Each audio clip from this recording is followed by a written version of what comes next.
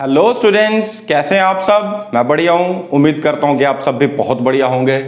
तो बेटा आज का लेक्चर स्टार्ट करते हैं हम। पिछली क्लास में हमने स्टार्ट किया था इनडायरेक्ट मेथड्स ऑफ मेजरमेंट, जिसमें हमने डिस्कस किया था ट्रायंगुलेशन मेथड, देन एको मेथड में रडार मेथड, लेजर मेथड, सोनार मेथड, ये सब चीजें हमने पिछली क्लास में डिस्कस की थी। साथ ही साथ हमने ये भी डिस्कस किया था कि मून का डायमीटर हम किस तरह से डिटरमिन कर सकते हैं। ठीक है, सो ट्रायंगुलेशन में एक्सेसिबल ऑब्जेक्ट, इनएक्सेसिबल ऑब्जेक्ट दोनों के केस में हमने हाइट्स डिटरमिन करके देखी थी। तो चलिए आज के लेक्चर में बढ़ते हैं बेटा। आज हम एक बहुत इंपॉर्टेंट मेथड डिस्कस करने जा रहे हैं, that is called as parallax method. Now what is this parallax?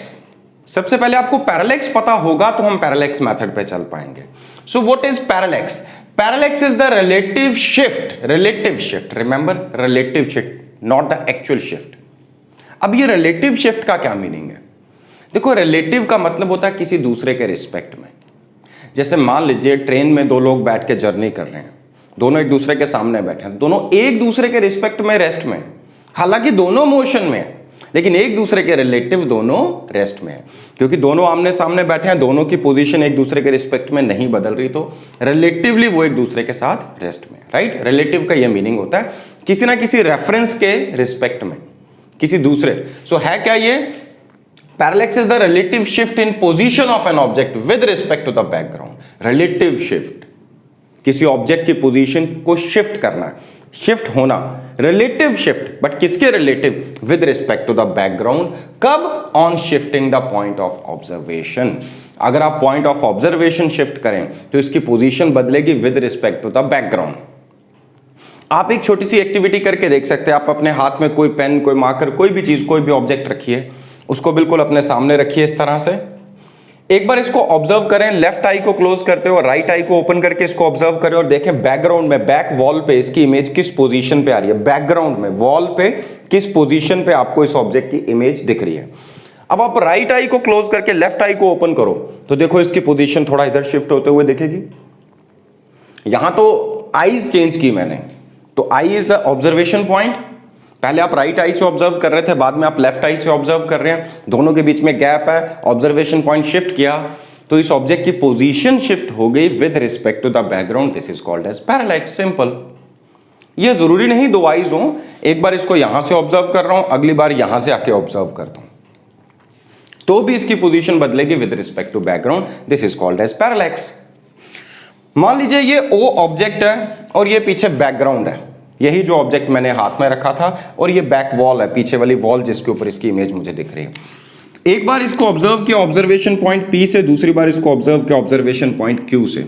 जब मैंने पी से ऑब्जर्व किया तो ओ से निकलने वाली रेज जब तक मेरी आंख में नहीं आएंगी तब तक मैं इस ऑब्जेक्ट को नहीं देख सकता। तो यहां से आने वाली रे ऑफ लाइट जो सीधी मेरी आंख में आ रही थी, तो मुझे ये ऑब्जेक्ट दिखा। हाँ, विद रिस्पेक्ट टू बैकग्राउंड कहां दिखा? इसी को मैंने आगे प्रोड्यूस किया, तो इस लाइन को आप लाइन ऑफ साइट भी कह सकते हैं, लाइन ऑफ साइट। ठीक है, आपकी आंख और ऑब्जेक्ट को स्ट्रेट लाइन से ज्वाइन कीजिए, जो लाइन बनेगी that is called as line of sight. इसको आगे प्रोड्यूस किया तो हमने देखा बैकग्राउंड में, बैक वॉल पे हमें इस ऑब्जेक्ट ओ की पोजीशन कहां दिखी? पॉइंट पी डैश पे। अगली बार हमने ऑब्जर्वेशन पॉइंट पी से शिफ्ट करके क्यू पे लाए। जब क्यू पे हैं तो यहां ऑब्जेक्ट से तो चारों तरफ रेज आ रही हैं, कुछ रेज होंगी जो इस डायरेक्शन में आ रही होंगी, यहां ये ऑब्जर्वर की आईज में जाएंगे, ऑब्जर्वर तभी इस ऑब्जेक्ट को देख पाएगा। जब ऑब्जर्वर इस ऑब्जेक्ट को देखेगा तो इसी लाइन ऑफ साइट को पीछे अगर आप प्रोड्यूस करें तो ये कहां आके मीट कर रही है? पॉइंट क्यू डैश पे। तो इसको इस ऑब्जेक्ट की पोजीशन बैकग्राउंड में कहां दिखेगी? क्यू डैश पे। आपने ऑब्जर्वेशन की पॉइंट ऑफ ऑब्जर्वेशन को शिफ्ट किया, ऑब्जर्वेशन की पोजीशन को शिफ्ट किया पी से क्यू, तो बैकग्राउंड पे इसकी इमेज शिफ्ट होगी पी डैश से लेके क्यू डैश तक। This phenomena is called as parallax. हाँ बेटा, दोनों ऑब्जर्वेशन पॉइंट्स के बीच का डिस्टेंस जो है उसे हम नाम देते हैं बेसिस, इसलिए मैंने इसको डिनोट किया यहां पे बी से। ठीक है, मान लीजिए आपकी लेफ्ट आई और राइट आई है, या अदरवाइज भी आप ऑब्जर्वेशन पॉइंट शिफ्ट कर सकते हैं अपनी पोजीशन शिफ्ट करके। ठीक है, तो P और Q के बीच के डिस्टेंस को हम बोलेंगे बेसिस। अब ऑब्जर्वेशन पॉइंट शिफ्ट करने पे लाइन ऑफ एक्शन अपनी पोजीशन से, लाइन ऑफ साइट अपनी पोजीशन से रोटेट कर चुकी है। जिस एंगल से लाइन ऑफ साइट रोटेट करें, या दोनों ऑब्जर्वेशन पॉइंट्स पे जो दो अलग अलग लाइंस ऑफ साइट आपको मिल रही हैं, इन लाइंस ऑफ साइट के बीच का जो एंगल होगा that angle is called as parallax angle. और you can also call it parallactic angle, right. मान लीजिए इस ऑब्जेक्ट का डिस्टेंस इन दोनों पोजीशन से, अगर ये दोनों पोजीशन ज्यादा दूर नहीं है तो ये डिस्टेंस हम बराबर ले सकते हैं एक्स एंड एक्स। अगर ये दोनों डिस्टेंस बराबर है एक्स एंड एक्स, हालांकि ये स्ट्रेट लाइन डिस्टेंस है, जैसे मैं लेफ्ट आई और राइट आई का केस ले रहा हूं, अगर ऑब्जेक्ट दूर है और दोनों ऑब्जर्वेशन पॉइंट्स के बीच का डिस्टेंस स्मॉल है तो स्ट्रेट लाइन को आप आर्क कंसिडर कर सकते हैं। आपने प्लेन एंगल के केस में एक फॉर्मूला पढ़ा था, theta is equal to arc length upon radius, तो यहां पे ये फॉर्मूला एप्लीकेबल होगा, theta is equal to B upon X, right. हालांकि अगर यहां एंगल थीटा है तो ये एंगल भी इसका वर्टिकली ऑपोजिट है, ये एंगल भी थीटा होना चाहिए। और मान लीजिए ये डिस्टेंस अगर आपको पता है, सपोज मैं इस डिस्टेंस को डिनोट कर देता हूं लेट अस से कैपिटल बी से और इसको कैपिटल एस से, एक्स से, तो हम ये भी कह सकते हैं it is also equal to capital B upon capital X. So this is basically the parallax. तो आई होप पैरालैक्स आपको समझ आ गया होगा। ये पैरालैक्स ही है जिसकी वजह से आप लोगों ने अक्सर देखा होगा जब आप किसी कार में ड्राइव करते हुए जा रहे हैं, ट्रेवल कर रहे हैं, आप देखते हैं पास के जो ऑब्जेक्ट्स हैं, कोई पेड़ है, कोई पोल है, वो बड़ी ज्यादा स्पीड के साथ आपके रिस्पेक्ट में पीछे जाता हुआ दिखता है। एक्चुअली वो रेस्ट पे है और आप आगे जा रहे हैं। ये पेड़ यहां पे खड़ा है, मैं कार में ट्रेवल करता हुआ जा रहा हूं, तो मैं जैसे जैसे आगे चलता जाऊंगा मुझे ऐसा अपीयर होगा कि पेड़ मेरे रिस्पेक्ट में कहां जा रहा है, पीछे। मैं पेड़ के रिस्पेक्ट में आगे जा रहा हूं, पेड़ मेरे रिस्पेक्ट में पीछे चलता जा रहा है, ऐसा ही होता है। लेकिन उसी टाइम पे अगर आप ऑब्जर्व करें, जो दूर के ऑब्जेक्ट्स हैं, पहाड़ हैं दूर के, वो आपको अपने साथ साथ चलते हुए दिखते हैं। फिर और उनसे भी ज्यादा दूर अगर चले जाएं, अगर आप सन या मून को ऑब्जर्व कर रहे हैं तो आपको लगता है वो बिल्कुल आपके साथ साथ चले जा रहा है, वो पीछे नहीं जा रहा है, बल्कि बीच के ऑब्जेक्ट सारे पीछे ट्रेवल करते हुए जा रहे हैं। ये सब भी पैरालैक्स की वजह से हो रहा है। कैसे हो रहा है? जितना ज्यादा ऑब्जर्वेशन पॉइंट शिफ्ट करने पर यह पैरालैक्टिक एंगल चेंज होगा, उतनी ज्यादा स्पीड से वो ऑब्जेक्ट आपको पीछे जाता हुआ दिखेगा। देखो, जब आपने यहां से ऑब्जर्व किया, मान लीजिए पीछे दूर कोई बैकग्राउंड है, चाहे आसमान दिख रहा है, चाहे आपको माउंटेन्स दिख रहे हैं, कुछ भी दूर की एक बैकग्राउंड है, बीच में ये एक पेड़ है। पहले आप कार में ट्रेवल करते हुए इस डायरेक्शन में ट्रेवल कर रहे थे, ठीक है। जब आप इस पोजीशन पे थे क्यू पे, तो आपने इस पेड़ को देखा, तो ये पेड़ आपको कहां दिखा? यहां पे बैकग्राउंड के रिस्पेक्ट में। थोड़ा सा आगे ट्रेवल किया तो आपने देखा इसी पेड़ की पोजीशन कहां आ गई? यहां। तो पेड़ आपको आपके रिस्पेक्ट में पीछे जाता हुआ दिख रहा है विद रिस्पेक्ट टू बैकग्राउंड, क्योंकि आप बैकग्राउंड के ऊपर इसकी इमेज देख रहे हैं, पीछे कोई ना कोई बैकग्राउंड है। तो जो दूर के ऑब्जेक्ट्स हैं उनकी पोजीशन भी बदलती हुई दिखेगी, लेकिन उनकी पोजीशन स्लो पेस पे बदलती हुई दिखेगी। मान लीजिए यहीं पे मैं आपके सामने एक एग्जांपल और ले लेता हूं कि कोई ऑब्जेक्ट यहां पे था, ठीक है। अगर अब आप पॉइंट क्यू को इससे ज्वाइन कर दें और फिर यहां पहुंचे, तो इस ऑब्जर्वेशन पॉइंट से जब आपने इसको ऑब्जर्व किया, देखो एंगल स्मॉल चेंज हुआ पहले के मुकाबले में। दूसरा, पहले के मुकाबले में अगर आप देखोगे, इसकी पोजीशन थी लेट अस से दिस पोजीशन इज एक्स, अब ये पोजीशन हो गई इसकी वाई। तो ये एक्स से वाई, सॉरी, जब आपने यहां से क्यू से ऑब्जर्व किया, इसकी पोजीशन थी वाई और ये वाई से उठ के कहां पे आ गया? एक्स पे। कितनी चेंज हुई? थोड़ी सी चेंज हुई। तो जो ऑब्जेक्ट जितनी दूर होगा उसकी पोजीशन उतनी कम चेंज होती हुई आपको दिखेगी, मतलब वो कम स्पीड से पीछे जाता हुआ दिखेगा। जो ऑब्जेक्ट बिल्कुल करीब है, जो रोड के किनारे पेड़ है, वो सबसे ज्यादा स्पीड से पीछे जाते हुए दिखेंगे। थोड़ी दूरी पे अगर कोई पेड़ आपको दिख रहा है तो वो भी पीछे जाता हुआ दिखेगा, लेकिन कम स्पीड से दिखेगा। यहां से क्लियर हुआ? क्योंकि आपकी पोजीशन वही बदली, आप क्यू से लेके पी तक ही आए। ये रोड के किनारे पेड़ था, पहले ही आपको यहां दिख रहा था, अब ये यहां से उठ के यहां आ गया जब आपने डिस्टेंस इतना ट्रेवल किया। लेकिन ये जो पेड़ है ये थोड़ी दूरी पे है, रोड के किनारे नहीं है, थोड़ी दूर ग्राउंड पे कोई पेड़ दिख रहा है। जब आपने यहां से इसको देखा तो इसकी पोजीशन ये दिख रही थी, थोड़ी देर के बाद इसकी पोजीशन ये होगी। तो इस दूर वाले पेड़ की पोजीशन कम बदली, उतने ही वक्त में आपने उतना ही ट्रेवल किया दोनों केसेस में। मतलब आपने ये ट्रेवल किया, पास वाला जो पेड़ था उसकी position with respect to background यहां से यहां तक आई, जो दूर वाला ऑब्जेक्ट था उसकी पोजीशन यहां से यहां तक आई। तो दूर वाला ऑब्जेक्ट भी आपको पीछे जाता हुआ दिखेगा, लेकिन रिलेटिवली स्लोअर, कम स्पीड के साथ, राइट। अब यहां पर बेटा एक चीज और देखिए, जब आपने यहां से ऑब्जर्व किया, मैं अब इनको नाम चेंज कर देता हूं। मान लीजिए इसको मैं कह देता हूं ट्री 1, इसको मैं कह देता हूं ट्री 2। तो जब आपने ट्री 1 की इमेज देखी, यहां से, तो ट्री 1 आपको यहां पे दिखा और ट्री 2 आपको यहां पे दिखा with respect to the background. जब आपने इस पोजीशन से देखा इन दोनों को, तो ट्री 1 आपको यहां दिख रहा है और ट्री 2 आपको यहां दिख रहा है, ठीक है। तो ट्री 1 इधर दिख रहा है और ट्री 2 पीछे। लेकिन थोड़ी देर के बाद जैसे आप आगे ट्रेवल किए, अब आपने यहां से देखा, तो अब आपको ट्री 1 यहां दिख रहा है और ट्री 2 यहां दिख रहा है। मान लीजिए ये दो ट्रीज हैं, एक रेड कलर से एक ब्लैक कलर से रिप्रेजेंट कर रहा हूं। तो पहले रेड वाला ट्री बैकग्राउंड के रिस्पेक्ट में यहां दिख रहा था और ब्लैक वाला यहां दिख रहा था।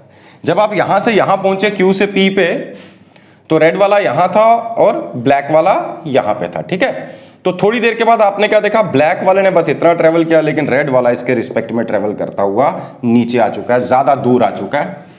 इसको मैं यहां पे इंडिकेट कर देता हूं, ठीक है। ये आ गया पॉइंट Y, ये आ गया पॉइंट X। समझ आई बात? तो पहले जब आप दूर से देख रहे थे, रेड वाला यहां दिख रहा था और ब्लैक वाला यहां।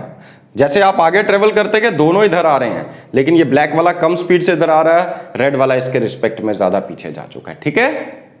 जो ऑब्जेक्ट जितनी दूर होगा वो उतनी स्लो पेस से ट्रेवल करता हुआ दिखेगा, और जो ऑब्जेक्ट बहुत ज्यादा दूर होगा, जैसे सन, मून, वो आपको ऑलमोस्ट स्टैटिक दिखेगा, ऑलमोस्ट स्टैटिक, वो अपनी पोजीशन पे दिखेगा। इसको आप इस तरह से भी देख सकते हैं कि लाइन ऑफ साइट में जितना ज्यादा एंगल बदलेगा, जितना ज्यादा पैरेलैक्स एंगल चेंज होगा, उतनी ज्यादा स्पीड से वो ऑब्जेक्ट पीछे आता हुआ दिखेगा। मान लीजिए यहां पे ये है सन, ठीक है, और यहां पर ये है ट्री, और ये आप है यहां पे। आप इस लाइन के अलोंग ट्रेवल करते हुए जा रहे हैं। पहले आपने यहां से इस ट्री को देखा, तो ये ट्री आपको कहां दिखेगा, वो उधर, और सन कहां दिख रहा है, ये यहां पे, ठीक है। थोड़ी देर के बाद आप पहुंचे यहां पे, तो सन की लाइन ऑफ साइट, जो सन से आने वाली रेज जो है, जो आपकी लाइन ऑफ साइट में एंगल स्मॉल चेंज हुआ है यहां पे, लेकिन ट्री के साथ देखो कितना एंगल चेंज हुआ। पहले ये थी ट्री की लाइन ऑफ साइट, अब ये होगी, कितना ज्यादा एंगल बदला, इजंट इट। और दूसरा, अगर इसी लाइन ऑफ साइट को आगे प्रोड्यूस करो, पहले सन यहां दिख रहा था, पेड़ इसके बहुत आगे दिख रहा था। थोड़ी देर के बाद थोड़ा सा आगे ट्रेवल किया, सन वहीं पे दिख रहा है ऑलमोस्ट, और पेड़ उसके बहुत ज्यादा, उसके रिस्पेक्ट में बहुत ज्यादा पीछे जा चुका है। अब समझ आया ये आपको? दूसरे वर्ड्स में देखें, आपने पढ़ा theta is equal to arc length upon radius, इसको मैं L मान लेता हूं, जिसको हम बेसिस कह रहे थे, चलिए B कहते हैं क्योंकि वहां पे भी B कहा है। ये डिस्टेंस है x, तो theta is equal to B upon x, isn't it. अब देखो ये x डिस्टेंस कितना लार्ज है, सन का डिस्टेंस हमसे कितना ज्यादा है, और उसके मुकाबले में जो डिस्टेंस आपने कार में ट्रेवल किया होगा कुछ मिनट के अंदर या कुछ घंटों के अंदर भी ले लें, उसके रिस्पेक्ट में तो ये डिस्टेंस बहुत नेग्लिजिबल हुआ कि नहीं। तो जब ये B डिस्टेंस बहुत छोटा है, तो ये थीटा कितना चेंज होगा, ये भी बहुत कम चेंज होगा, ऑलमोस्ट आप ये कह सकते हो B डिस्टेंस इतना स्मॉल और x डिस्टेंस लाखों किलोमीटर्स का है, तो ये कितना स्मॉल है, ये इतना स्मॉल है, मतलब आपने कुछ मीटर ट्रेवल किया और ये लाखों किलोमीटर्स है, तो b बाई एक्स की वैल्यू होगी 0.0000000 समथिंग रेडियन या डिग्री। तो इतना छोटा एंगल चेंज होगा कि आपको फील ही नहीं होगा, आपका ब्रेन डिटेक्ट ही नहीं कर पाएगा कि एंगल चेंज हुआ। आपके ब्रेन को यही अपीयर होगा कि सन अपनी पोजीशन पे, लाइन ऑफ साइट अब भी उतना ही एंगल बना रही है जितना पहले बना रही थी। हाँ, जो उसके पास वाले ऑब्जेक्ट्स हैं उनके केस में लाइन ऑफ साइट में एंगल ज्यादा चेंज होगा, क्योंकि ये डिस्टेंस स्मॉल है, b तो स्मॉल है, ये डिस्टेंस भी स्मॉल है, तो थीटा लार्ज होगा। जितना लार्ज थीटा चेंज होगा, उतनी ज्यादा स्पीड से ऑब्जेक्ट की पोजीशन बदलती हुई आपको दिखेगी with respect to the background. I hope अब आपको क्लियर हो गया होगा पैरेलैक्स क्या चीज है। चलिए हम बढ़ते हैं पैरेलैक्स मेथड पे। ये पैरेलैक्स मेथड क्या चीज है? अब बेटा पैरेलैक्स मेथड को हम यूज करते हैं to determine the distance of nearby stars. ये जो पैरेलैक्स मेथड है इसको हम कहां इस्तेमाल कर रहे हैं? To determine distance of nearby stars, to determine distance of nearby stars. अब नियर बाय का मतलब क्या? सबसे क्लोजेस्ट स्टार तो हमारे लिए सन है, लेकिन सन को छोड़ के जो बाकी स्टार्स हैं उनकी बात हो रही है। सन को छोड़ दीजिए, उनमें जो हमारे करीब है हम उनका डिस्टेंस मेजर करने के लिए इसको यूज कर सकते हैं। जैसे अभी मैंने एग्जांपल दी पेड़ की और सन की, बिल्कुल वैसी ही एग्जांपल यहां पे भी आप अप्लाई कर सकते हैं। वैसा ही केस होगा नियर बाय स्टार्स और डिस्टेंट स्टार्स का। अगर आप नियर बाय स्टार और डिस्टेंट स्टार को देख रहे हैं, जैसे जैसे आपकी पोजीशन बदलेगी तो नियर बाय स्टार की पोजीशन आपके रिस्पेक्ट में या विद रिस्पेक्ट टू बैकग्राउंड आपको ज्यादा बदली हुई दिखेगी, डिस्टेंट स्टार आपको अपनी ही पोजीशन पे दिखेगा। लेकिन यहां पे जब मैं बोल रहा हूं पोजीशन बदलने का मतलब, तो ये वो वाली पोजीशन बदलना नहीं है कि आप कार में ट्रेवल कर रहे हैं, क्योंकि वो स्टार सन से भी कई गुना ज्यादा दूर है।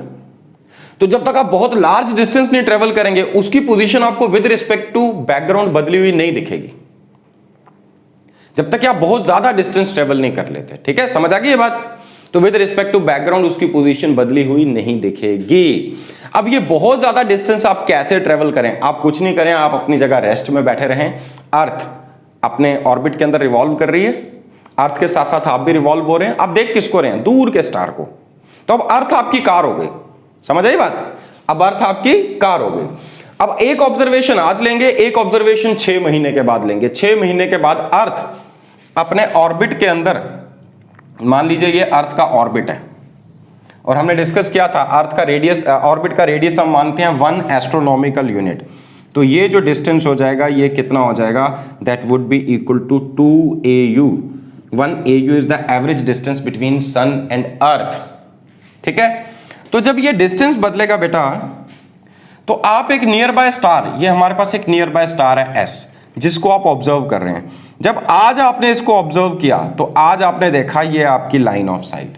6 महीने के बाद जब आप इसको देखेंगे, तो अर्थ इस पोजीशन पे होगी अपने ऑर्बिट में डायमेट्रिकली ऑपोजिट पॉइंट पे। तो यहां से जब आप इसको देखेंगे तो ये आपकी लाइन ऑफ साइट होगी, राइट? अगर ये एंगल आपको मिल जाए किसी तरीके से, ये डिस्टेंस तो आपको पता ही है, ट्वाइस AU, 2 एस्ट्रोनॉमिकल यूनिट। अगर ये एंगल आपको किसी तरह से मिल जाए थीटा, तो क्या आप ये डिस्टेंस डिटरमिन कर पाएंगे? मान लीजिए ये x है, ये x है। अब यहाँ पे ये हो गया बेसिस, इसको मैं नाम दे देता हूँ बेसिस। ऑब्जर्वेशन पॉइंट्स के बीच का distance is called as basis. अगर आपको पैरेलैक्स एंगल मिल जाए, तो क्या आप x की वैल्यू डिटरमिन कर सकते हैं? यस और नो? अब सवाल ये कि ये पैरेलैक्स एंगल कैसे डिटरमिन करें? तो ये एक नियर बाय स्टार है, this is a near by star, ये हमारे करीब है। हम इसी के साथ एक दूसरे बहुत दूर एक डिस्टेंट स्टार को ऑब्जर्व करेंगे। Suppose S dash is a distant star. ये इतनी दूर है हमसे, इतनी दूर है, कई लाइट ईयर्स दूर है, कि यहां से लाइट को हम तक पहुंचने के लिए भी 4 साल, 5 साल, 6 साल लगते हैं। और एक साल में लाइट जितना ट्रेवल करे 1 ईयर के अंदर, that distance is called as 1 light year. तो ये स्टार हमसे बहुत लाइट ईयर्स दूर है। ये इतनी दूर है कि आप 6 महीने के बाद भी देखेंगे तो आपको उसी पोजीशन पर दिख रहा होगा जहां आज दिख रहा है। जैसे मैं अभी एग्जांपल ले रहा था, आप कार में ट्रेवल कर रहे हैं, तो सन की पोजीशन आपको बदली हुई नहीं दिखती। सन आपको लगता है आपके साथ साथ ट्रेवल कर रहा है, जहां सन दिख रहा है वहीं दिखता रहेगा। ठीक है, तो ये कार आप यहां इस केस में अर्थ आपकी कार हो गई, अर्थ ट्रेवल करते हुए यहां आ गई। लेकिन ये स्टार इतनी दूर था, इतनी दूर था कि इसका लाइन ऑफ साइट में जो चेंज आएगी वो नेग्लिजिबल होगी, या पैरेलैक्स एंगल इतना नेग्लिजिबल बनेगा कि इसकी पोजीशन 6 महीने के बाद भी आपको वहीं दिखेगी।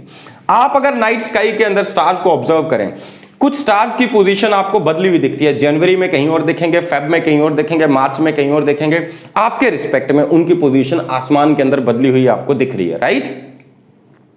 और कुछ स्टार्स ऐसे भी हैं, जैसे कि हम पोल स्टार की एग्जांपल लेते हैं, वो साल भर हमें ऑलमोस्ट उसी पोजीशन पर दिखता है। छोटी मोटी चेंज को छोड़ दें अगर, तो हमारे रिस्पेक्ट में उसकी पोजीशन साल भर सेम रहती है। कोई भी मंथ ले ले हम साल का, तो वो पोजीशन इट रिमेन सेम, जहां पे वो था वो हमें वहीं पे दिखता रहता है। ठीक है, तो मान लीजिए एक डिस्टेंट स्टार लिया मैंने S डैश, ये इसकी लाइन ऑफ साइट है। आज मैंने देखा ये मुझे सर के ऊपर दिख रहा है बिल्कुल, तो मैंने अपना क्लाइनोमीटर फिक्स किया इस डिस्टेंट स्टार पे, इसको ऑब्जर्व किया। उसके बाद मैंने यहीं से इस नियर बाय स्टार को ऑब्जर्व करने की कोशिश की, तो मुझे अपने क्लाइनोमीटर को रोटेट करना पड़ा। सपोज मैंने क्लाइनोमीटर को रोटेट किया एंगल θ1 से। ठीक है, अब 6 महीने के बाद मैं अगली रीडिंग लूंगा। 6 महीने के बाद जब दोबारा स्टार S डैश को देखूंगा, तो इसकी पोजीशन मुझे बदली हुई नहीं अपीयर होगी, इसकी पोजीशन वहीं पे दिखेगी। हो सकता है आपको ये फिर से किसी को डाउट आ रहा हो, तो बेटा रिवाइंड करके दोबारा देखो वीडियो, पैरेलैक्स का मीनिंग जो मैंने समझाया उसको अच्छे से समझो। तो 6 महीने के बाद भी ये आपको आज भी उसी पोजीशन पे दिख रहा होगा, क्योंकि इतनी दूर है कि अर्थ इतना चक्कर लगा चुकी है, लेकिन इसके रिस्पेक्ट में पोजीशन इसकी बदली हुई अपीयर नहीं हो रही है, वहीं पे दिख रहा है। तो फिर से आज मैंने इस स्टार को देखा, डिस्टेंट स्टार को 6 महीने के बाद। उसके बाद मैंने फिर इस नियर बाय स्टार को देखा, तो मैंने देखा मुझे क्लाइनोमीटर को एंगल θ2 से रोटेट करना पड़ा। हाँ, एक बात पक्की है, आज अगर देख रहा हूं इस डिस्टेंट स्टार के मुकाबले में ये स्टार मुझे राइट वर्ड्स दिख रहा है, मुझे क्लाइनोमीटर को राइट वर्ड रोटेट करना पड़ रहा है, लेकिन 6 महीने के बाद जब मैंने देखा डिस्टेंट स्टार को और फिर नियर बाय स्टार को ऑब्जर्व किया तो मुझे क्लाइनोमीटर को टुवर्ड्स लेफ्ट रोटेट करना पड़ा। ठीक है, जैसे यहां दूर सन है या दूर का पेड़ है, अभी यहां से देख रहा हूं तो ये पेड़ बैकग्राउंड में इस पेड़ के मुकाबले में इसकी पोजीशन ये और इसकी पोजीशन ये, तो ये इससे ऊपर दिख रहा है। हाँ, थोड़ी देर के बाद जब मैंने देखा तो इसकी पोजीशन ये यहां आ चुकी है ट्री 1 की और ट्री 2 की है। पहले ट्री 1 की ये थी, ट्री 2 की ये थी, ट्री 2 की कम बदली। हाँ, सिंपल वर्ड्स में कहें ट्री 1 पहले आपको ट्री 2 से ऊपर दिख रहा था, थोड़ी देर के बाद ये ट्री 2 से नीचे दिख रहा है। सिमिलरली यहां पे ये डिस्टेंट स्टार है, पहले इसके रिस्पेक्ट में नियर बाय स्टार मुझे राइट साइड दिख रहा था, थोड़ी देर के बाद इस डिस्टेंट स्टार के रिस्पेक्ट में ये नियर बाय स्टार मुझे लेफ्ट साइड पे दिख रहा है। राइट, अब मैं एक इमेजिनरी वर्टिकल लाइन यहां से ड्रॉ करूं तो पक्की बात है ये एंगल और ये एंगल बराबर होंगे, ऑल्टरनेट इंटीरियर एंगल्स। ये एंगल कितना हो गया, θ1। सिमिलरली ये एंगल और ये एंगल दोनों बराबर होंगे, ये एंगल कितना हो गया, θ2। तो अगर मैं ये टोटल एंगल डिटर्मिन करूं तो ये टोटल एंगल थीटा किसके इक्वल होना चाहिए, θ1 प्लस θ2, इजंट इट। बस वही फॉर्मूला अप्लाई करते हैं। No θ1 plus θ2 must be equal to b upon x। तो x की वैल्यू क्या हो जानी चाहिए, that is b upon θ1 plus θ2। हाँ, θ1 θ2 की वैल्यू आपको इन टर्म्स ऑफ रेडियन लेनी है, not in terms of degree.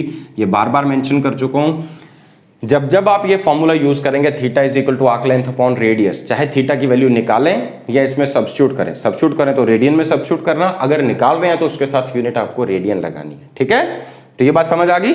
ये डिस्टेंस आपको पता है, बेसिस 2 एस्ट्रोनॉमिकल यूनिट, ये हम डिस्कस कर चुके हैं पहले भी। Astronomical unit light year, parsec, फिर से एक बार क्विकली डिस्कस करूंगा।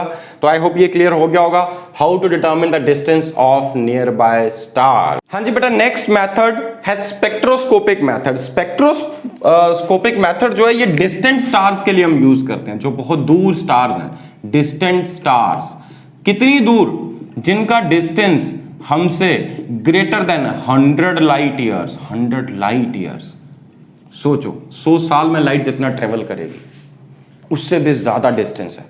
मतलब आज उस स्टार की फोटो जो हम देख रहे हैं, आज जब हम स्टार को ऑब्जर्व कर रहे हैं, उसकी आज की फोटो नहीं है, वो उसकी 100 साल पुरानी फोटो है। क्योंकि वहां से लाइट को यहां तक पहुंचने में कितना टाइम लग रहा है, 100 ईयर्स। हम तभी देख सकते हैं किसी ऑब्जेक्ट को जब उसकी बॉडी या तो उसकी अपनी लाइट या वो रिफ्लेक्टेड लाइट उसकी बॉडी से आने वाली हमारी आंखों में फॉल करे तो ही हम उसको देख पाएंगे। तो स्टार को हम तभी देख पा रहे हैं जब उस वहां से आने वाली लाइट हमारी आंखों के अंदर एंटर कर रही है। उस लाइट को वहां से यहां तक ट्रेवल करने में कितना वक्त लगा, उस लाइट को वहां से यहां तक ट्रेवल करने में 100 ईयर्स लगे। मतलब आज जो उसकी फोटोग्राफ देख रहे हैं वो 100 ईयर्स पुरानी है। तो जो भी स्टार्स हमसे 100 प्लस लाइट ईयर्स से ज्यादा दूर हैं, 100 लाइट ईयर से ज्यादा दूर है हमारे पास, हम उनके डिस्टेंस को अगर मेजर करना चाहें तो वहां पे पैरेलैक्स मेथड फेल हो जाता है। क्योंकि वहां पे 6 महीने के बाद भी आप ऑब्जर्वेशन लोगे तो पैरेलैक्स एंगल में चेंज ही नहीं आएगी। अभी मैं एग्जांपल ले रहा था, डिस्टेंट स्टार आज भी उस पोजीशन में दिख रहा है, 6 महीने के बाद भी उस पोजीशन पे दिख रहा है।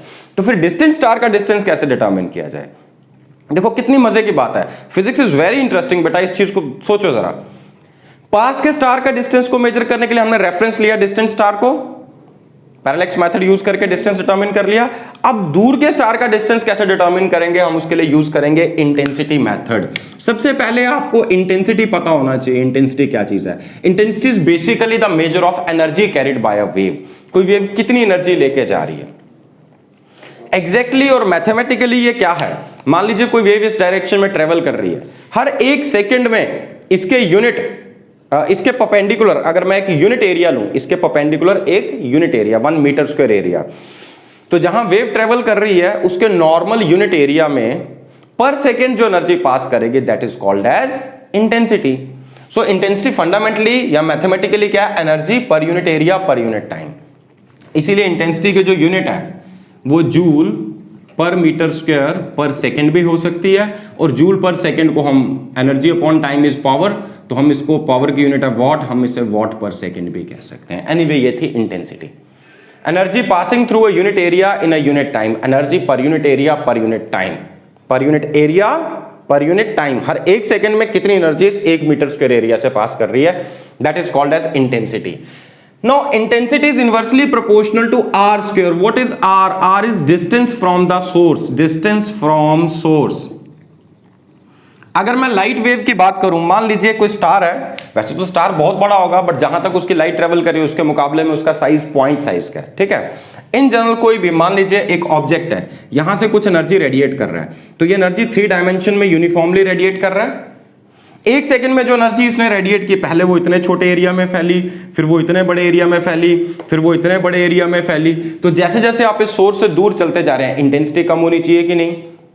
एनर्जी पर सेकंड तो वही है जो उसने एमिट की, बट पर यूनिट एरिया कम होती जा रही है, क्योंकि वही एनर्जी पहले छोटे से एरिया पे थी, अब और बड़े एरिया में वो एनर्जी उतनी है पर सेकंड जो एमिट हो रही है, बट एरिया बढ़ता जा रहा है, ज्यादा एरिया में फैल रही है, तो पर यूनिट एरिया इसकी वैल्यू कम होती जानी चाहिए। और वैसे भी अगर किसी स्फीयर का रेडियस r है तो आप जानते हैं स्फीयर का एरिया क्या होता है, 4 पाई r स्क्वायर। सो इंटेंसिटी क्या हो जानी चाहिए? पावर अपॉन 4 पाई r स्क्वायर। पावर है एक सेकंड में कितनी एनर्जी एमिट हो रही है, वो तो फिक्स्ड है। सन जो एक सेकंड में एनर्जी एमिट कर रहा है वो फिक्स्ड है। 100 वॉट का बल्ब एक सेकंड में 100 वॉट की एनर्जी, 100 जूल की एनर्जी एमिट कर रहा है, तभी उसकी पावर क्या है? 100 वॉट। तो जैसे जैसे आप उससे डिस्टेंस बढ़ाते जाएंगे, आर बढ़ता जाएगा, तो इंटेंसिटी कम होती जानी चाहिए। आप खुद सोच के देख लीजिए, आपके पास एक बल्ब है, मान लीजिए एक शीट ऑफ पेपर लीजिए, इसको बल्ब के बिल्कुल करीब लेके जाइए, देखो कितनी ब्राइट हो जाएगी। दूर लेके जाओगे तो ब्राइटनेस कम होती जाएगी।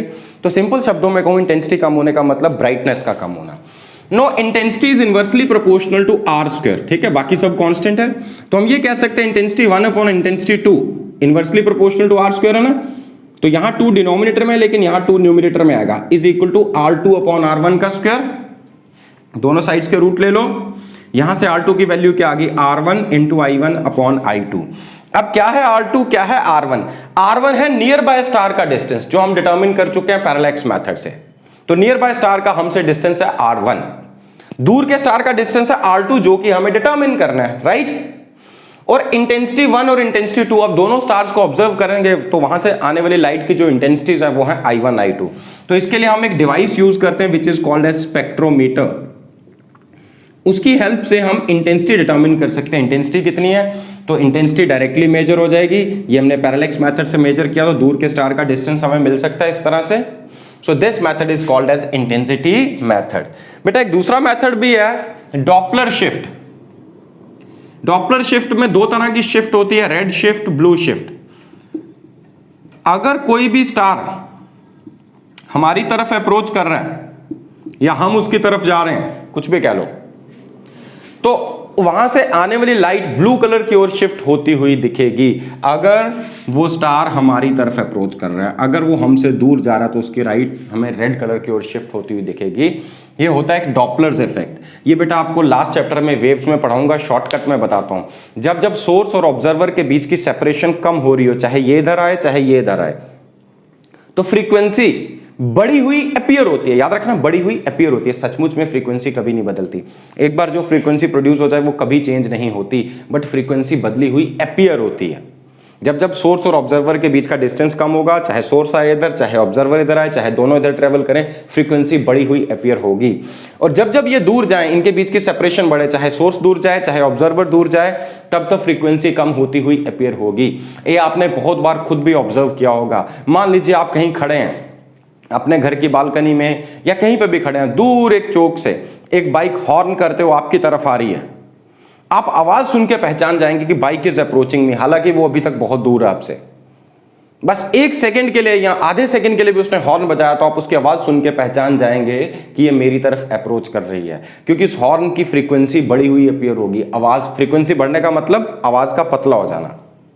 और अगर वही बाइक आपसे दूर जा रही है, हॉर्न बजाया उसने, तो आप आवाज सुन के आपका ब्रेन ट्रेंड है, बिना डॉपलर्स इफेक्ट पड़े हुए भी ब्रेन ये ट्रेंड है इस फिनोमिना के लिए कि अगर वो दूर जा रहा है तो उसकी फ्रीक्वेंसी कम होती हुई अपीयर होगी, मतलब आवाज भारी होती हुई अपीयर होगी। That effect is called as Doppler's effect. Detail में हम पढ़ेंगे लास्ट यूनिट में। शॉर्टकट में, अगर कोई स्टार हमसे दूर जा रहा है तो वहां से आने वाली लाइट की फ्रीक्वेंसी कम होती हुई अपीयर होगी। वेवगाइड में सबसे कम फ्रीक्वेंसी है रेड की, वेवलेंथ हाईएस्ट है बट फ्रीक्वेंसी स्मॉलेस्ट है। और अगर वो हमारी तरफ आ रहा है तो वॉयलेट की फ्रीक्वेंसी हाईएस्ट है, तो वॉयलेट या ब्लू कलर की ओर शिफ्ट होती हुई ये दिखेगी हमें, तो उसको हम बोलते हैं ब्लू शिफ्ट। और इसके बाद डिटेल में हमारे पास फॉर्मूले भी हैं जो आगे आपको पढ़ाए जाएंगे, अभी उनकी जरूरत नहीं है, ठीक है। तो यहां तक क्लियर हो गया ये आपको स्पेक्ट्रोस्कोपिक मेथड। हाँ जी स्टूडेंट्स, अब हम नेक्स्ट बात करने जा रहे हैं प्लैनेट्स का डिस्टेंस कैसे डिटरमिन किया जाए। अब भाई ये भी डायरेक्टली डिटरमिन नहीं हो सकता है, तो इसके लिए भी कोई ना कोई इनडायरेक्ट मेथड हम इस्तेमाल करें to determine the distance of planets. कहां से? अर्थ से as well as from the sun. तो इसमें सबसे पहला मेथड हम यूज करते हैं कॉपरनिकस मेथड या कॉपरनिकियन मेथड। ये मेथड बेटा किसके लिए इस्तेमाल किया जाता है? ये इस्तेमाल किया जाता है इंफीरियर प्लैनेट्स के लिए। इंफीरियर प्लैनेट्स कौन से हैं? जो हमसे ज्यादा करीब है सन के, हमसे ज्यादा करीब है, मतलब जिनका ऑर्बिटल रेडियस छोटा होगा as compare to the orbital radius of earth. जिनका ऑर्बिट का रेडियस जो है, रेडियस ऑफ रेवोल्यूशन जो है, that is smaller than that of earth, ऐसे प्लैनेट्स को हम बोलते हैं इंफीरियर प्लैनेट। तो अगर हम अपने सोलर सिस्टम को स्टडी करें, सन से जैसे हम आगे ट्रेवल करना शुरू करते हैं, तो सबसे पहले हमें मिलता है मर्करी, सेकेंड नंबर पे वीनस और थर्ड नंबर पे आती है अर्थ। तो इसका मतलब अर्थ से ज्यादा करीब कौन कौन से हैं? दो ही हैं, सिंपली मर्करी एंड वीनस। तो कॉपरनिकस मेथड हम कहां इस्तेमाल कर सकते हैं? मर्करी और वीनस का डिस्टेंस डिटरमिन करने के लिए। ठीक है, चलिए कैसे है, क्या है ये कॉपरनिकस मेथड और कैसे हम इसको इस्तेमाल करते हैं, लेट्स सी।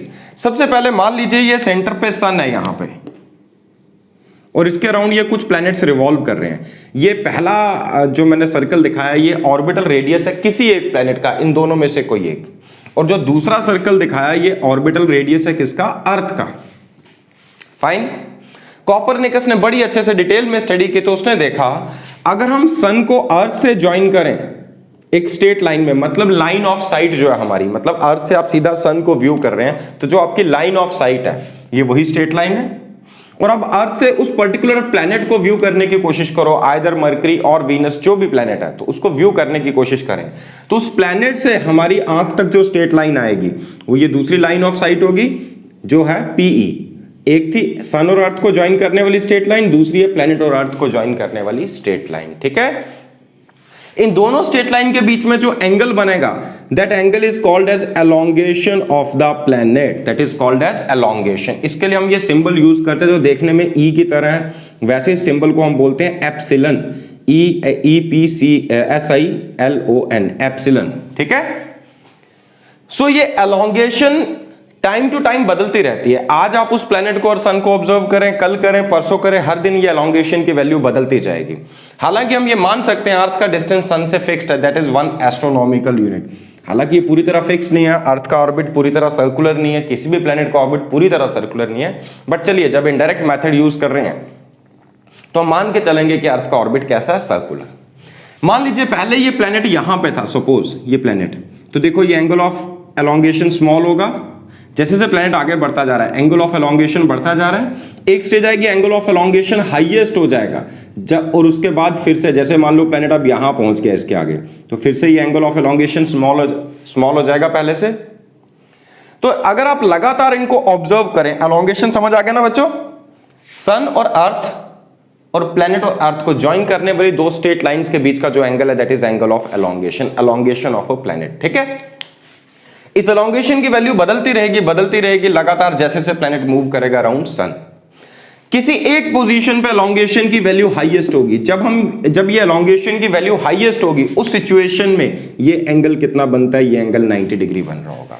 सन, प्लैनेट और प्लैनेट अर्थ, ये दोनों स्ट्रेट लाइंस के बीच में जो एंगल होगा ये कितना होगा? 90 डिग्री। जब ये 90 डिग्री है तो ये राइट ट्रायंगल बन गया। जब राइट ट्रायंगल है तो आप ट्रिग्नोमेट्री अप्लाई कर सकते हैं इस पे। देखिए जरा यहां पे, जिस सिचुएशन में ये एलोंगेशन की वैल्यू हाईएस्ट होगी, मान लीजिए आप डेली बेसिस पे ऑब्जर्वेशंस ले रहे हैं, आप पूरा साल ऑब्जर्वेशंस लेते रहते हैं, आप देखते हैं किसी पर्टिकुलर सिचुएशन में, किसी पर्टिकुलर ओरिएंटेशन पे उस प्लैनेट के एलोंगेशन की वैल्यू हाईएस्ट हो चुकी है। जब भी एलोंगेशन की वैल्यू हाईएस्ट होगी तो यहां पर देखो साइन ऑफ एप्सिलॉन क्या होगा? Sine of epsilon, sine of elongation, opposite side upon adjacent side, opposite side is r1 opposite side upon hypotenuse, r1 upon r। अब r क्या है? r की वैल्यू हमें पता है 1 एस्ट्रोनॉमिकल यूनिट, और r1 क्या है? r1 is the distance between planet and sun, so r1 is equal to small r sin epsilon, और चूंकि स्मॉल r की वैल्यू 1 एस्ट्रोनॉमिकल यूनिट है, that is 1.496 into 10 to the power 11 metre. Round off करके आप 1.5 into 10 to the power 11 कह सकते हैं। ठीक है, so that simply means r1 is equal to sine of epsilon astronomical unit, but अब यूनिट क्या आएगी, एस्ट्रोनॉमिकल यूनिट। तो इस तरह से आपको सन और प्लेनेट के बीच का डिस्टेंस मिल गया। सिमिलरली अगर आप प्लेनेट और अर्थ के बीच का डिस्टेंस डिटरमिन करना चाहते हैं, highest value of maximum value of elongation आपको पता है, सो उस सिचुएशन में आप कॉस एप्सिलॉन की वैल्यू देखिए क्या आ रही है। कॉस क्या होता है, cos of theta is adjacent side upon hypotenuse, so it should be equal to r2 upon r, that simply means r2। r2 क्या चीज है, distance between planet and earth, that is equal to r cos epsilon, r into cos epsilon. r की value 1 astronomical unit है, that simply means r2 is equal to cos epsilon astronomical unit, और 1 astronomical unit की value मैं यहां लिख चुका हूं। तो इस तरह से आप प्लेनेट का distance from earth as well as planet का डिस्टेंस फ्रॉम सन आप डिटरमिन कर सकते हैं, बट याद रखिएगा ये मेथड एप्लीकेबल है सिर्फ और सिर्फ इंफीरियर प्लैनेट्स के लिए, राइट। चलिए बेटा आगे बढ़ते हैं। अगर सुपीरियर प्लैनेट्स का डिस्टेंस आपको डिटरमिन करना हो फ्रॉम सन, उनका रेडियस ऑफ देयर ऑर्बिट, तो आप कैसे डिटरमिन करेंगे? इसके लिए हम यूज करते हैं बेटा Kepler's law of planetary motion, third law of planetary motion.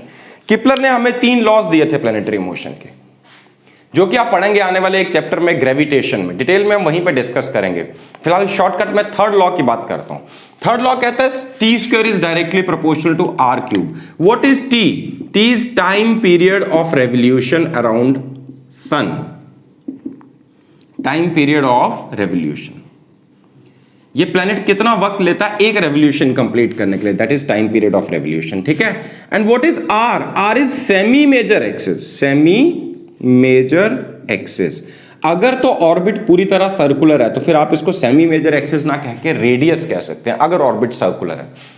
But किपलर का ये थर्ड लॉ है, किपलर के 3 लॉज है। पहला लॉ ही ये कहता है कि जो प्लैनेट्स रिवॉल्व करते हैं सन के अराउंड, उनमें से किसी का भी ऑर्बिट पूरी तरह सर्कुलर नहीं है। ये ऑर्बिट की शेप कैसी होती है? It's is elliptical in shape. तो कैसे ऑर्बिट्स हैं ये? एलिप्टिकल, एलिप्टिकल ऑर्बिट्स हैं।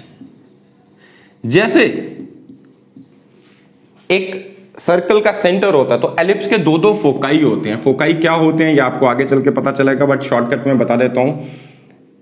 चलिए मान लीजिए ये एक एलिप्स है, हर एक एलिप्स के 2 फोकाई होंगे, F1 F2। अब ये F1 F2 क्या है? इसके ऊपर कोई जनरल पॉइंट ले लो P, तो P F1 plus P F2 जो डिस्टेंस है वो हमेशा किसके इक्वल होगा? ये जो मेजर एक्सिस है AB, इसके इक्वल आना चाहिए। ऐसी शेप को हम ऑर्बिट एलिप्स बोलते हैं। और ये जो F1 F2 दोनों पॉइंट्स हैं इनको बोलते हैं फोकाई, मतलब 2-2 फोकस होते हैं। So every planet revolves around sun in an elliptical orbit with sun at one of its foci. Sun किसी एक फोकस पे होगा, तो ये इसकी शेप कैसी है? एलिप्टिकल। नहीं तो आप ऐसा कर सकते हैं बेटा, 2 नेल्स, नेल मतलब कील, किसी वुडन प्लैंक के ऊपर आप फिक्स कीजिए, उनके बीच में एक धागा बांध दीजिए। धागा थोड़ा लंबा होना चाहिए, बिल्कुल स्ट्रेच ना हो, टाइट ना हो। उस धागे के बीच में आप एक पेंसिल फंसाइए इस तरह। मान लीजिए यहाँ पे एक धागा है, अब इसके बीच में मैंने पेंसिल फंसाई तो पेंसिल यहाँ आ गई इस तरह से।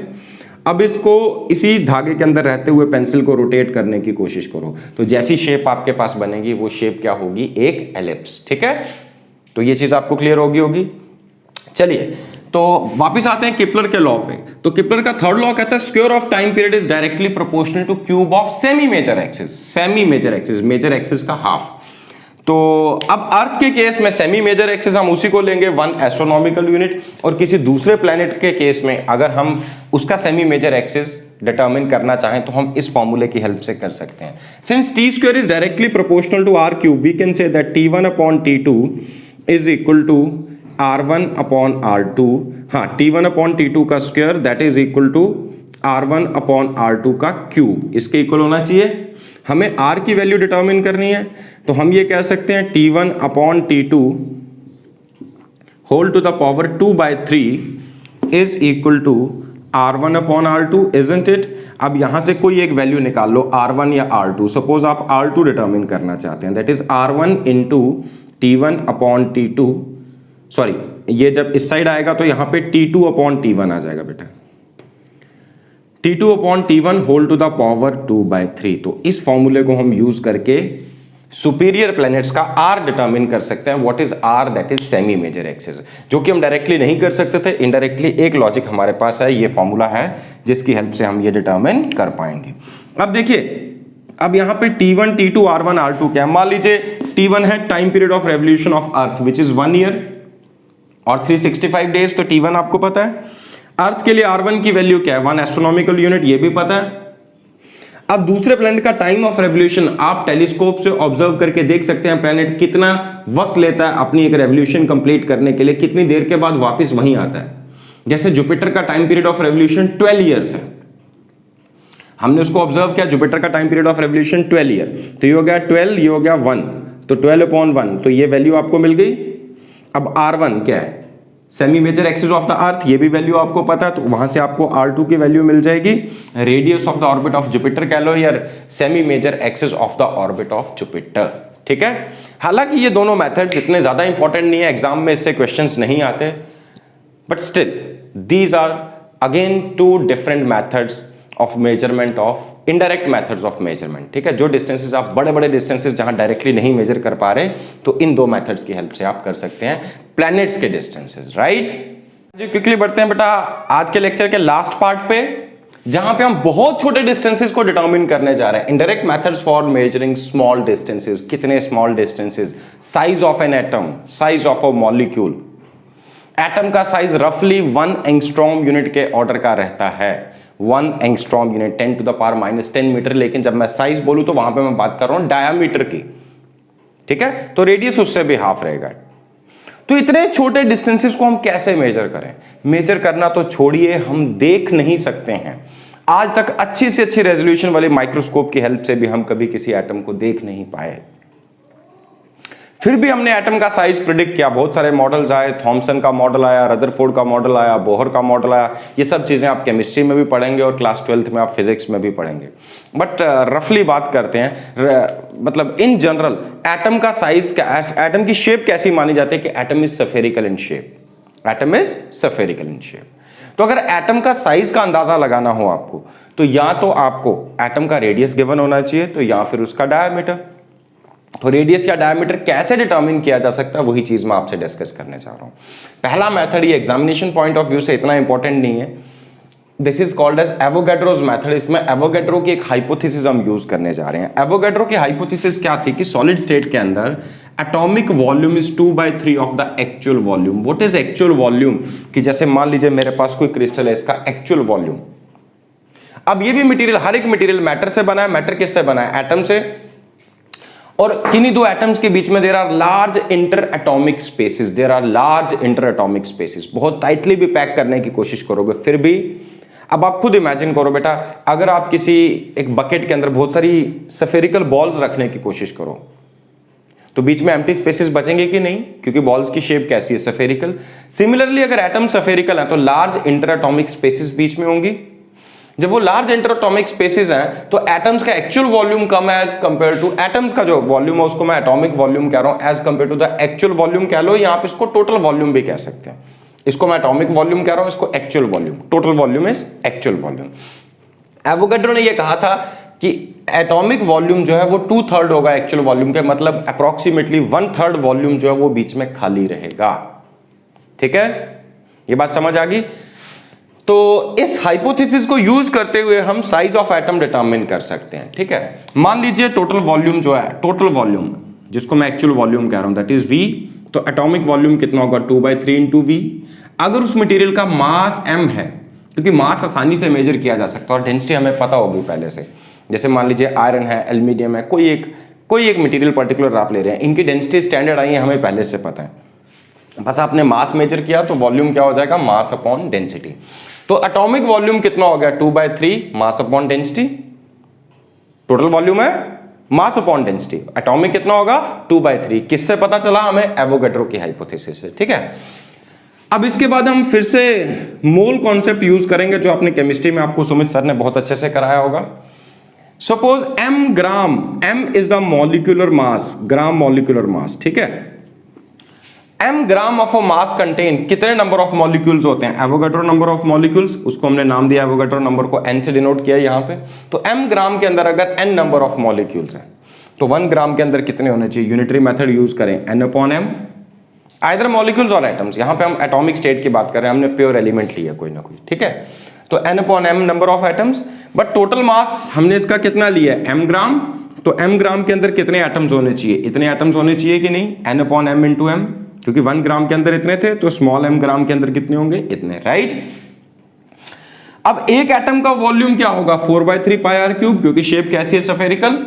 टोटल कितने? इतने नंबर ऑफ एटम्स। इससे अगर आप मल्टीप्लाई कर देंगे तो ये टोटल वॉल्यूम आ जाएगा, टोटल एटॉमिक वॉल्यूम आ जाएगा। कौन सा वॉल्यूम आएगा? Atomic volume. अभी हमने कहा था एटॉमिक वॉल्यूम 2/3 m/ρ है।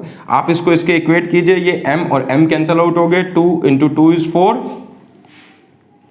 अब आप r³ को एक साइड रखिए, बाकी सभी फैक्टर्स को, और 3 और 3 भी कैंसिल आउट हो गए बेटा, तो बाकी सभी फैक्टर्स को दूसरी साइड लेकर जाएंगे तो r³ की वैल्यू आ जाएगी m/2πn ρ। m क्या है? मोलार मास या मॉलिक्यूलर वेट या एटॉमिक वेट भी आप कह सकते हैं, अगर आप न्यूमेरिकल वैल्यू लेनी है, ठीक है। सो एटॉमिक वेट और अपॉन 2π, ये तो फिक्स कांस्टेंट है, n क्या? एवोगाड्रो नंबर, ρ क्या? Density of that material. और यहीं से दोनों साइड्स का क्यूब रूट ले लो तो आपके पास r की वैल्यू आ जाएगी, that is cube root of m/2πn ρ, ठीक है। देखिए डेंसिटी हमें पता है, n स्टैंडर्ड फिक्स्ड कांस्टेंट है, 2π कांस्टेंट्स है, m क्या है? m भी उस मटेरियल के लिए फिक्स्ड होगा। तो इसके बेसिस पे हम एटम का साइज या एक एटम का रेडियस डिटरमिन कर सकते हैं, राइट। उसके आगे बढ़ते हैं बेटा। ये आपकी वो एनसीईआरटी में नहीं है, ये एनसीईआरटी में भी गिवन है, how to determine size of oleic acid molecule. Oleic acid एक लॉन्ग चेन मॉलिक्यूल है, एक बड़े साइज का मॉलिक्यूल है, जिसके साइज का ऑर्डर रहता है 10⁻⁹ मीटर। इसके रेडियस का ऑर्डर ये रहता है, डायमीटर का order, not radius but the diameter. खैर ऑर्डर ऑलमोस्ट सेम रहता है, because diameter is 2 times the radius, तो ऑर्डर में चेंज नहीं आएगी, अगर आपको याद है कि ऑर्डर ऑफ द मैग्नीट्यूड क्या होता है, ठीक है। सो ये एक बड़े साइज का मॉलिक्यूल है, तो इसका साइज डिटरमिन करने के लिए हमने इसी को इस कारण से चुना कि इसका साइज बड़ा है। किस तरह से इसका मॉलिक्यूल का हम साइज डिटरमिन करेंगे? बहुत सिंपल है, हम कुछ ऐसा काम करेंगे, हम इस मॉलिक्यूल की एक बहुत पतली लेयर बनाएंगे, एक बहुत पतली लेयर बनाएंगे। ओलिक एसिड मॉलिक्यूल्स की, ओलिक एसिड लेंगे, उसको एक बहुत पतली लेयर बनाएंगे। कितनी पतली लेयर बनाएंगे? जितनी पतली हो सकती है, और पतली से पतली कितनी हो सकती है? 1 मॉलिक्यूल थिक। सबसे पतली लेयर कितनी हो सकती है? 1 मॉलिक्यूल, उससे पतली तो हो नहीं सकती। अगर हमें यह पता हो कि हमने वॉल्यूम कितना रखा है, अगर हमें यह पता हो कि हमने वॉल्यूम कितना रखा है, तो वॉल्यूम क्या होता है? Area of base into height होता है, और हाइट क्या होगी? Thickness of the layer. Total volume आपको पता हो, एरिया ऑफ द लेयर पता हो, तो थिकनेस आप डिटरमिन कर सकते हैं, क्योंकि एरिया इनटू थिकनेस क्या होगा? Total volume. फिर से सुनिए, आपने एक बहुत पतली लेयर क्रिएट की, आपको इतना पता है कि टोटल वॉल्यूम ओलिक एसिड का कितना है, और एरिया पता है, तो एरिया इनटू थिकनेस क्या होना चाहिए? Total volume. एरिया पता है, वॉल्यूम पता है, तो थिकनेस आ सकती है, और वो थिकनेस कितनी होगी? वही तो होगी एक मॉलिक्यूल का डायमीटर, तो वो हम यहां पे डिटरमिन कर सकते हैं कि नहीं? Is that clear? तो चलिए जरा कैसे करेंगे, और एक इंपॉर्टेंट ये है कि अब एक मॉलिक्यूल थिक लेयर कैसे लेंगे। आप अपने कॉपी का एक पेज भी देखें, उसमें भी लाखों एटम्स या लाखों मॉलिक्यूल्स की थिकनेस होगी, तो यहां इतनी पतली लेयर आप कैसे क्रिएट करेंगे? तो आप सबसे पहले एक काम करें, 1 सेंटीमीटर क्यूब इस ओलिक एसिड मॉलिक्यूल का 25 सेंटीमीटर क्यूब अल्कोहल के अंदर इसको डाइल्यूट करें। It's not a water soluble component, it is alcohol soluble, that is why we are using alcohol. फिर इसका एक ड्रॉप लें, 1 सेंटीमीटर क्यूब लें वापस इसका, इस सॉल्यूशन का, जब आपने इसको इसमें मिक्सअप कर दिया, अब उस सॉल्यूशन का 1 सेंटीमीटर क्यूब लें और फिर से उसको 20 सेंटीमीटर क्यूब अल्कोहल के अंदर डिसॉल्व करें। आप चाहें तो ये डायरेक्टली भी कर सकते हैं, तो इससे क्या मिलेगा? 1 पार्ट आउट ऑफ 500 पार्ट, कि अगर 500 ml सॉल्यूशन होगा तो उसमें कितने ml ओलिक एसिड होगा? 1 ml। 500 centimetre cube total solution है, उसमें सिर्फ 1 सेंटीमीटर क्यूब ओलिक एसिड मिलेगा, क्योंकि आपने 2 बार इसको डाइल्यूट किया। पहले 1 सेंटीमीटर क्यूब इसको 25 सेंटीमीटर क्यूब के अंदर डाला, फिर इस सॉल्यूशन का 1 सेंटीमीटर क्यूब लेके वापस 20 सेंटीमीटर क्यूब अल्कोहल के अंदर आपने डिसॉल्व कर दिया। आप ये रेशो बदल भी सकते हैं, अब 1 पार्ट आउट ऑफ 500 की जगह 1 पार्ट आउट ऑफ 1000 पार्ट्स भी ले सकते हैं, कि 1000 सेंटीमीटर क्यूब 1 लीटर अल्कोहल और उसके अंदर 1 सेंटीमीटर क्यूब आपने ओलिक एसिड डाला। अब आप क्या कीजिए, एक बड़े से वेसल के अंदर पानी लीजिए, इस पानी के सरफेस के ऊपर लाइकोपोडियम पाउडर स्प्रे कीजिए, लाइकोपोडियम पाउडर। ये पाउडर इसलिए स्प्रे किया जा रहा है, अदरवाइज पानी की टॉप लेयर आपको विजिबल नहीं होती है, तो पाउडर से क्या होगा, ये टॉप लेयर विजिबल होगी, आपको दिखना शुरू हो जाएगी कि ऊपर वाली लेयर इसकी कहां पे है। ठीक है, अब इसके ऊपर एन ड्रॉप्स, आप एक ड्रॉपर के साथ एन ड्रॉप्स इस सॉल्यूशन के, जो सॉल्यूशन आपने बनाया, इस सॉल्यूशन के एन ड्रॉप्स पोर करो, maybe 1 drop, maybe 2 drop, N की वैल्यू कुछ भी हो सकती है। ठीक है, लेटर से आपने 1 ड्रॉप ही पोर किया तो एन की वैल्यू 1 हो जाएगी। अब आपके पास स्टैंडर्ड ड्रॉपर्स होते हैं जिसमें एक ड्रॉप का वॉल्यूम भी आपको पता चल जाता है, या अदरवाइज आप कहिए, आप किसी भी तरीके से आपका टारगेट आपको यह पता होना चाहिए कि कितना वॉल्यूम आपने पोर किया, दैट्स इट। सपोज इस ड्रॉपर के हर एक ड्रॉप का वॉल्यूम है V, तो n ड्रॉप्स का वॉल्यूम कितना हो जाएगा, n into V, isn't it. But ये सारा का सारा ओलिक एसिड थोड़ी है, ये तो ओलिक एसिड हमने अल्कोहल के अंदर डिसॉल्व किया है। 500 पार्ट्स अल्कोहल है तो उसमें 1 पार्ट ओलिक एसिड है, तो ओलिक एसिड का वॉल्यूम कितना हो जाएगा, n into V upon 500 centimetre cube. N V है टोटल वॉल्यूम जो हमने पोर किया सॉल्यूशन का, डिवाइड बाय 500 करेंगे तो आपको वॉल्यूम किसका मिलेगा, सिंपली ओलिक एसिड का। ठीक है, तो ये आ गया। अब ये इसके ऊपर एक लेयर बनाएगा और इसको थोड़ी देर पड़ा रहने दीजिए। क्यों पड़ा रहने दीजिए, alcohol is highly volatile in nature, ये बड़ी जल्दी इवेपोरेट हो जाएगा। हमने इतनी पतली लेयर बना दी, हमने टारगेट क्या था, पतली लेयर बनाना, तो इसलिए हमने अल्कोहल के अंदर डिसॉल्व किया। अल्कोहल इसलिए लिया क्योंकि ये अल्कोहल सॉल्युबल है, वाटर सॉल्युबल है नहीं, वरना हम वाटर भी ले सकते थे। फिर वाटर के ऊपर पोर किया, अब वाटर के साथ ये मिक्सअप होगा नहीं, डिस्टिंक्ट लेयर रहेगी, और बीच में वैसे भी हमने लाइकोपोडियम पाउडर स्प्रे कर दिया, उसके ऊपर एक पतली सी लेयर बन गई इस सॉल्यूशन की। धीरे धीरे अल्कोहल इवेपोरेट हो जाएगा। जैसे ही अल्कोहल इवेपोरेट हो जाएगा, बीच में क्या बचेगा, simply oleic acid. Oleic acid का वॉल्यूम हमें पता है। अब ये इसके सरफेस को अगर आप टॉप से देखोगे तो ऑलमोस्ट सर्कुलर लेयर, नहीं तो थोड़ा बहुत इस तरह से हो सकती है। टॉप से देखने पे आपको इस तरह की लेयर एक दिखेगी ओलिक एसिड की। अब अगर इसका एरिया मिल जाए आपको, अगर मान लीजिए इसका एरिया है A, इस लेयर का एरिया कितना है A, एंड लेट अस से इसकी थिकनेस है T, तो एरिया इंटू थिकनेस क्या होना चाहिए, टोटल वॉल्यूम। अगर एरिया मिल जाए तो क्या आपको थिकनेस मिलेगी, जो थिकनेस मिलेगी वही क्या होगी, डायमीटर ऑफ द मॉलिक्यूल। ठीक है, अब ये एरिया कैसे मिलेगा, तो आप साइलेंटली एक चुप करके एक काम करें, आप एक ग्राफ पेपर उठाएं, ग्राफ पेपर को उसके ऊपर रखते हैं। अब ग्राफ पेपर के ऊपर ओलिक एसिड जो कि ऑयली मॉलिक्यूल है, उस ऑयल की लेयर आ जाएगी, छप जाएगी उसके ऊपर प्रिंट। जब वो प्रिंट उसके ऊपर छपेगा तो उसका हर एक छोटा वाला जो स्क्वायर है वो 1 मिलीमीटर क्यूब का होता है, आप काउंट कर सकते हैं वहां से। सो इनडायरेक्टली आपको एरिया भी मिल जाएगा ग्राफ पेपर से। ग्राफ पेपर की हेल्प से आप एरिया डिटरमिन करेंगे। जब एरिया डिटरमिन कर चुके होंगे, ये वैल्यूज आपके पास ऑलरेडी हैं, वहां से आपको थिकनेस ऑफ द लेयर मिलेगी, और जो थिकनेस ऑफ द लेयर होगी वही डायमीटर ऑफ 1 मॉलिक्यूल होगा। ठीक है, तो बेटा यही थे इनडायरेक्ट मेथड्स ऑफ मेजरमेंट। वैसे तो बहुत सारे हैं, बस आपको एक यहां पे हमने इंट्रोडक्शन देनी थी कि हम यहां फिजिक्स में कोई भी काम कर सकते हैं। हम यूनिवर्स का साइज मेजर करने की भी हिम्मत करते हैं, हम एटम का साइज डिटरमिन करने की भी कोशिश करते हैं। तो इनडायरेक्टली हम बड़े से बड़े मास को मेजर कर सकते हैं, छोटे से छोटे मास को, बड़े से बड़े डिस्टेंस, छोटे से छोटे डिस्टेंस, बड़े से बड़ा टाइम, छोटे से छोटा टाइम।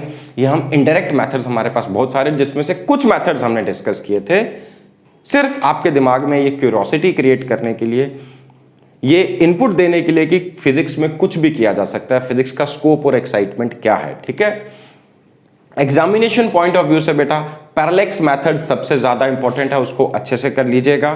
पैरेलैक्स मेथड के बाद how to determine diameter of moon, ये भी एग्जामिनेशन पॉइंट ऑफ व्यू से बहुत इंपॉर्टेंट है। ये लास्ट वाला इतना ज्यादा इंपॉर्टेंट तो नहीं है, बट स्टिल पूछा जा सकता है चूंकि एनसीईआरटी में गिवन है।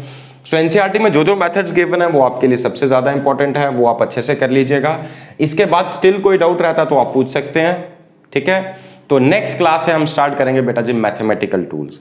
सो wish you all the best, God bless you.